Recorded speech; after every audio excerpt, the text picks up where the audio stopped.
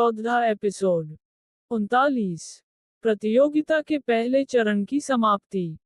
रुद्रांश के पक्षी से निकली नीली रंग की आग सीधे जाकर सानवी के हमले से टकरा गया।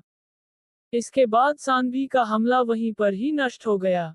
रुद्रांश के नीले रंग की आग सानवी के हमले को नष्ट करते हुए आगे बढ़ती गई।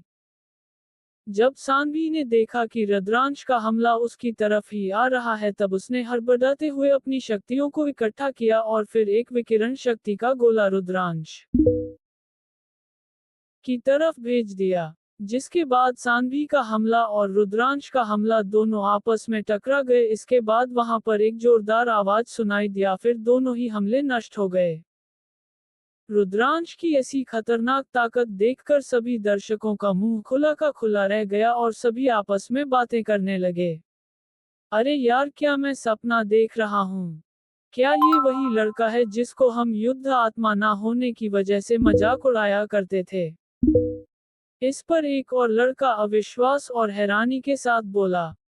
हाँ भाई, सच में यकीन नहीं होता, यह वही लड़का है। इसके पास 2 साल पहले तक कोई भी युद्ध आत्मा नहीं था, और आज देखो, अब यह इतनी ताकतवर हो गया है कि गुरुकुल के 7वें सबसे ताकतवर योद्धा को भी टक्कर दे रहा है। ऐसे ही बहुत सी बातें लोग आपस में करने लगे। इधर महाराज भी बड़े उत्सुकता के साथ रुद्रांश को ही देख रहे थे। शिवांगी के चेहरे पर तो बहुत खुशी नजर आ रही थी। शिवांगी को अभी वह बात याद थी कि कैसे रुद्रांश ने उसकी जान काले चीते से बचाई थी। यही वह वजह था कि शिवांगी को यकीन था कि रुद्रांश ये मुकाबला जीतने वाला है। इधर सानवी भी अब तक समझ चुकी थी कि उसने रुद्रांश को कमजोर समझकर कितनी बड़ी भूल कर दी है। फिर उसने रुद्रांश की तरफ देखकर गंभीरता के साथ बोला, रुद्रांश, मैंने तुम्हें कमजोर समझने की भूल कर दी थी, लेकिन अब नहीं, अब मैं तुमसे अपनी पूरी शक्तियों का इस्तेमाल करने वाली हूँ। जिस पर रुद्रांश ने कुछ भी नहीं कहा, बल्कि उसकी तरफ देखकर बस मुस्कुरा दिया। इसके बाद सानवी ने अपना ताकतवर हमले को तैयार करना शुरू कर दिया। सानवी ने अपने दोनों हाथों को जोड़ते हुए कुछ अजीब तरह से हिलाया। इसके बाद उसके शरीर में से हरे रंग की रेडिएशन निकालने लगी।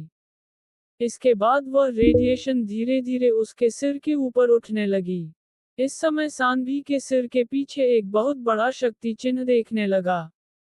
इसके बाद उसके सिर के ऊपर एक बड़ी शक्ति चिन्ह दिखने लगी। फिर सानवी और एक बार अपना हाथ हिलाया, जिससे वह चिन्ह जोर से घूमने लगा, जिसके बाद उस चिन्ह में से हरे रंग की ऊर्जा निकलने लगी। इसके बाद सानवी ने चिल्लाते हुए कहा, रेडिएशन ब्लास्ट। उसके इतना कहते ही उसके ऊपर बनी बड़ी सी शक्ति चिन्ह में से निकलने वाली सभी रेडिएशन मिलकर एक गोले का रूप लेने लगी। इसके बाद सानवी ने अपने हाथों को ऊपर उठाया और रुद्रांश की तरफ इशारा किया। इसके बाद वह रेडिएशन का गोला उड़ते हुए सीधे जाकर रुद्रांश की तरफ जाने लगा।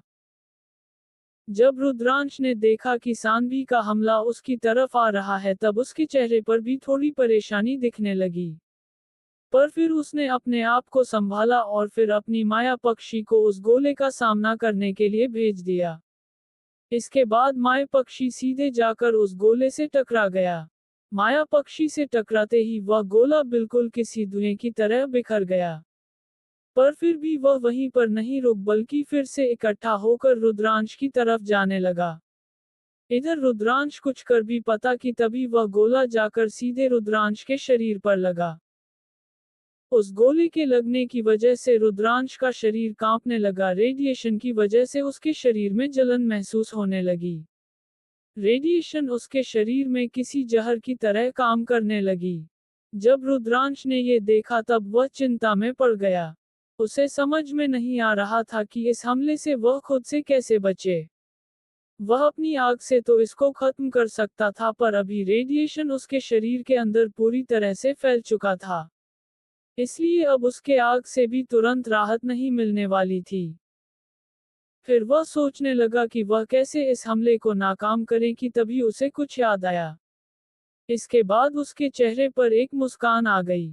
फिर उसने अपने आंखों बंद किया और अपनी आत्मा के आयाम में ध्यान केंद्रित करने लगा। इधर जब सान्वी ने देखा कि उसका हमला रुद्रांश को लग चुका है तब उसके चेहरे पर एक विजय मुस्कान आ गई। वह भी मुस्कुरा ही रही थी कि तभी रुद्रांश के शरीर में से एक नीली बैंगनी रंग का ऑरा निकलने लगा, फिर धीरे धीरे वह ऑरा रुद्रांश के अंदर जा चुकी रेडिएशन को बाहर निकालकर उसको एक गोले के रूप में कैद कर दिया। जब यह नजारा सान्वी ने देखा तब उसके चेहरे पर हैरानी दिखने लगी।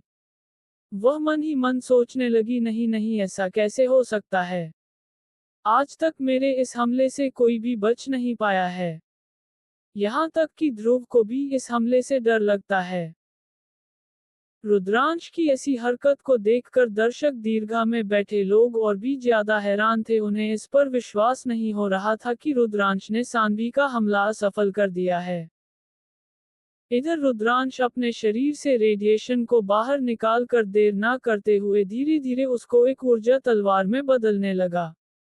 फिर उसने जब रेडिएशन का तलवार बना दिया तो उसमें उसने अपनी आग और बिजली का छोटा सा हिस्सा तलवार में मिला दिया। इसके बाद उसने उस तलवार को सान्वी की तरफ भेज दिया।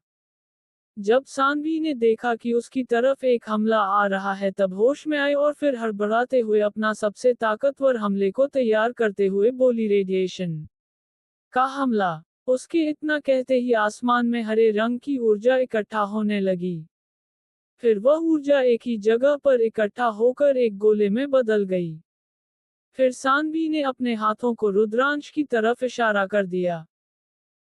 इसे देखकर रुद्रांश ने अपनी तलवार में और भी ज्यादा शक्तियां भेजकर उस तलवार का आकार सान्वी के हमले जितना बड़ा कर दिया।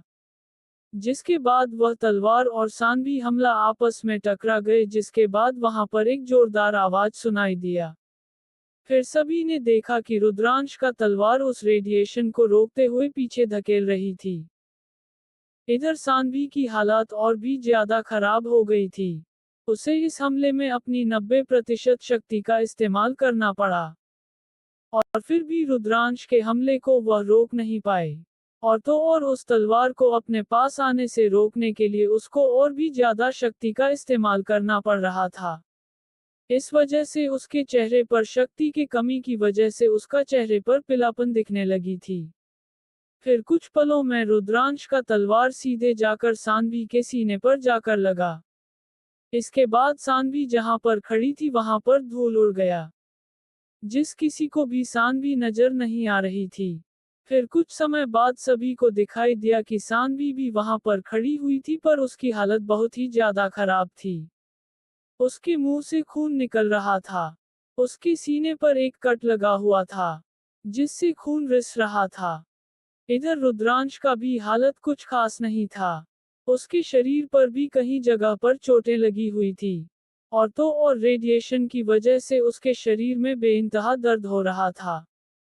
वह भी खड़ा तो था मगर उसका भी सांसें फूल रही थी। इसी के साथ वह सान्वी की तरफ देखने लगा। इधर सान्वी रुद्रांश की तरफ देखकर बहुत ही ज्यादा हैरान थी। उसको ये भरोसा नहीं हो पा रहा था कि वह रुद्रांश से हार गई है। इसके बाद उसकी आंखें धीरे धीरे बंद होने लगी। और फिर वह बेहोश होकर अपनी जगह पर धीरे धीरे गिरने लगी। जब रुद्रांश ने देखा कि सान्वी गिरने वाली है तब वह तेजी से सान्वी के पास चला गया और उसको गिरने से पहले ही पकड़ लिया। लेकिन अब तक सान्वी बेहोश हो चुकी थी। इधर जब सभी ने सान्वी को बेहोश होते देखा तब चारों तरफ सन्नाटा छा गया।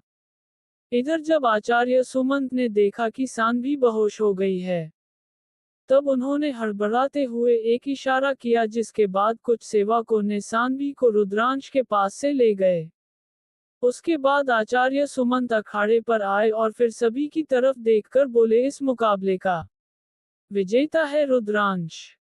जब सभी ने रुद्रांश का नाम सुना तब कुछ देर तक तो चारों तरफ सन्नाटा छा गया। पर फिर वहां पर तालियां बजने की आवाज सुनाई देने लगी। और फिर रुद्रांश के नाम के नारे लगने लगे। इधर जब रुद्रांश ने सभी को अपना नाम पुकारते हुए देखा तब उसके चेहरे पर भी एक मुस्कान आ गई। इधर आचार्य सुमंत भी रुद्रांश की तरफ बड़ी स्नेह भरी नजरों से देखने लगे।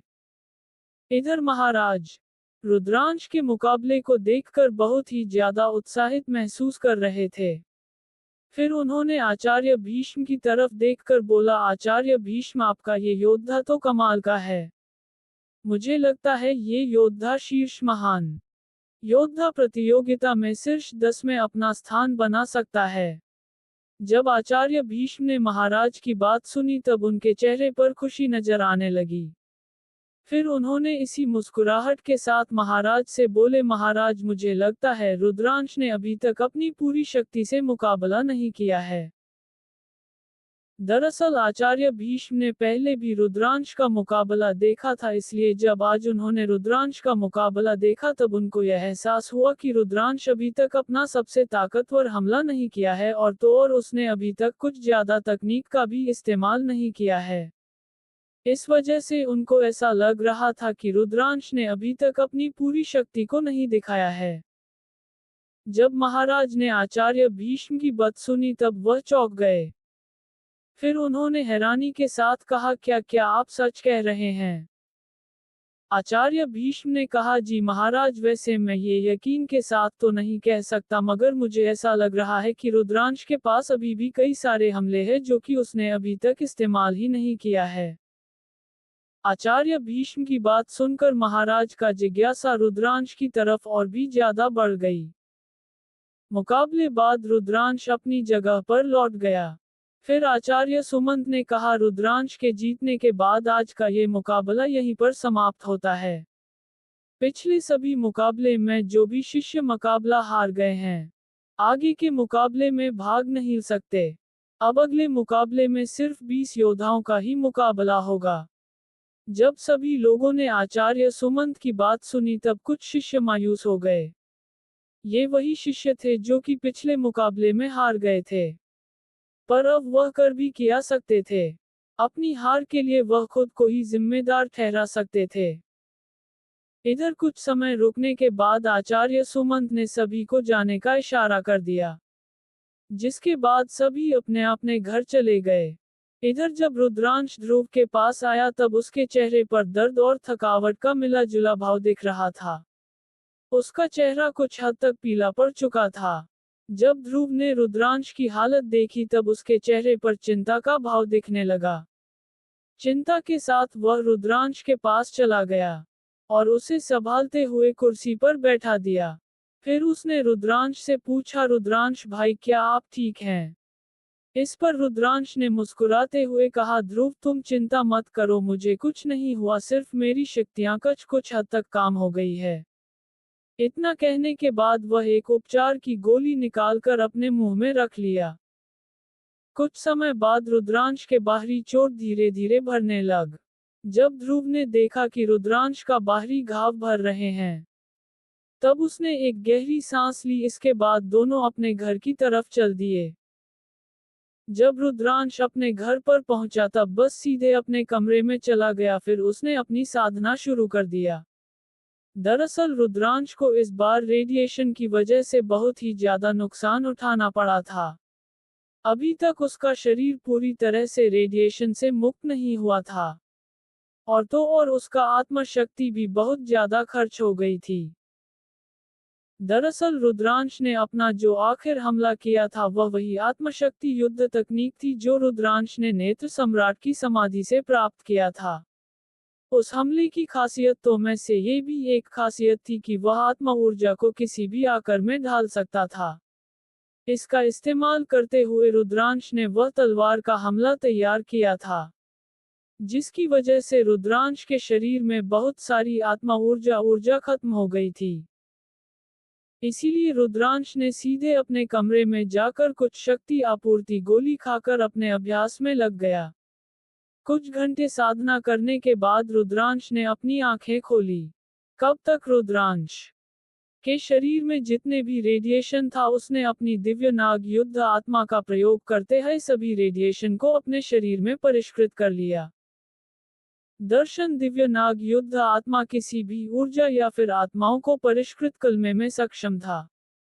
इसलिए रुद्रांश ने अपनी दिव्य नाग युद्ध आत्मा का उपयोग करके अपने शरीर में स्थित सभी रेडिएशन को परिष्कृत कर लिया। इसके बाद उसके शक्ति भंडार में कुछ और शक्तियां वृद्धि हो गई।